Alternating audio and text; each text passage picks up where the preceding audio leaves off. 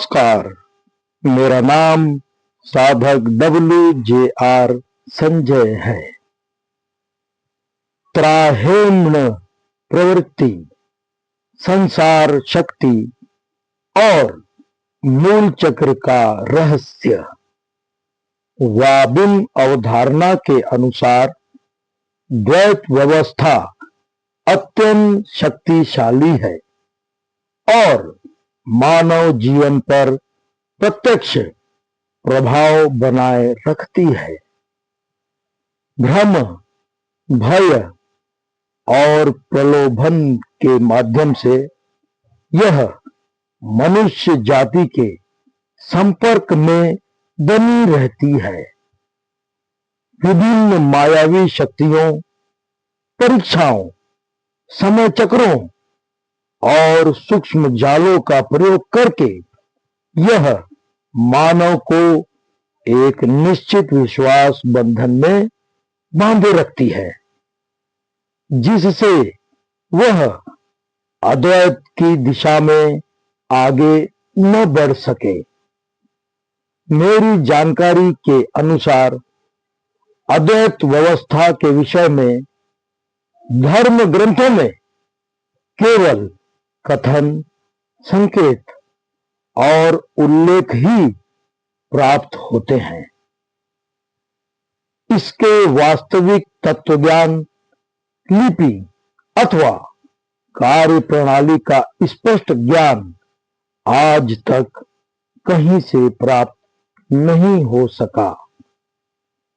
अद्वैत व्यवस्था नाम को केवल एक पहचान चिन्ह के रूप में स्वीकार करती है, इसलिए प्रभु को भी अनामी स्वरूप में ही प्रस्तुत करती है। वाबिम अवधारणा में जीवित और मृत अवस्थाओं से संबंधित 14 प्रकार की प्रवृत्तियों का वर्णन किया गया है। प्रत्येक प्रवृत्ति का अपना विशिष्ट नाम और कार्य क्षेत्र बताया गया है। वाबिम अवधारणा के अनुसार मानव शरीर को विभिन्न पिंडों, तत्वों और सूक्ष्म प्रभावों से अनेक सूक्ष्म शरीर प्राप्त होते हैं।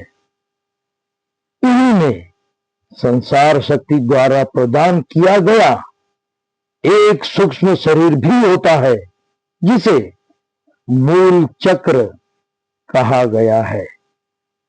यह एक बंधनकारी केंद्र होता है, जो विशेष रूप से त्राहेम्ण प्रवृत्ति वाले मनुष्यों में सक्रिय रहता है।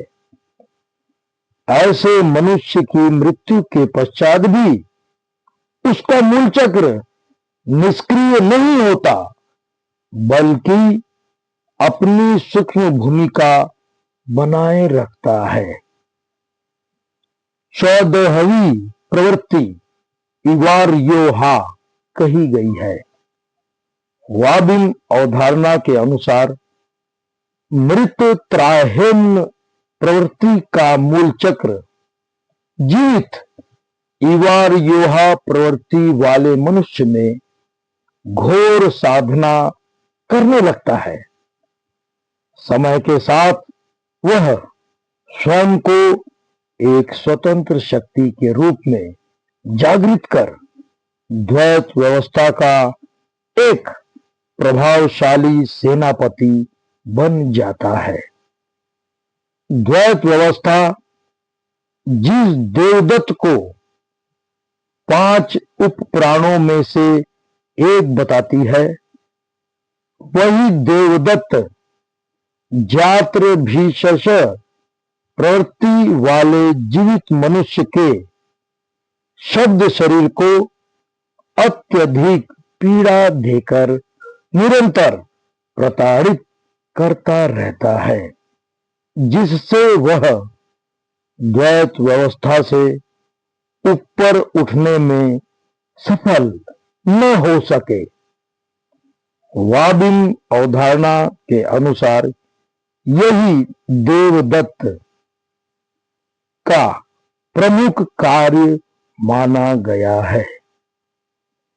द्वैत व्यवस्था के ऐसे असंख्य सूक्ष्म उपाय और पैतरे होते हैं। इसी कारण अद्वैत का साधक मंत्र, तंत्र, श्लोक, कलाम अथवा वचनों में अधिक उलझने के स्थान पर मौन अवस्था में नाड़ी भेदन की साधना को महत्व देता है। वाबिन अवधारणा के अनुसार यही मार्ग साधक को प्रत्यक्ष अनुभव, आत्मबोध और अद्वैत की दिशा में आगे ले जाने में सहायक होता है।